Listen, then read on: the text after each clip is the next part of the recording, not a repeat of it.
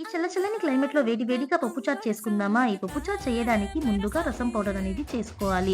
ఈ రసం పౌడర్ చేయడానికి కందిపప్పు, మినపప్పు, పొట్టు తీయని వెల్లుల్లిపాయ, ధనియాలు, జీలకర్ర, ఎండు మిరపకాయలు, కరివేపాకు, మిరియాలు ఇవంతా వేసుకొని గ్రైండ్ చేసుకోవాలి. మరి మెత్తగా కాకుండా అగడబగడగా గ్రైండ్ చేసుకోవాలి. ఒక 5 మీడియం సైజ్ టొమాటోస్ తీసుకొని ఇలా సన్న ముక్కలుగా కట్ చేసుకొని దాంట్లో చింతపండు, సరిపడినంత ఉప్పు, కొంచెం వాటర్ వేసుకుంటూ ఇలా బాగా పిండుకోవాలి. టమాటో రసం వచ్చేలాగా బాగా పిండుకొని ఆ పిప్పిలో కూడా కొంచెం వాటర్ యాడ్ చేసుకొని, ఆ రసాన్ని కూడా తీసుకొని, కొంచెం కొత్తిమీర యాడ్ చేసుకొని, ఈ రసాన్ని పక్కన పెట్టేసుకోవాలి.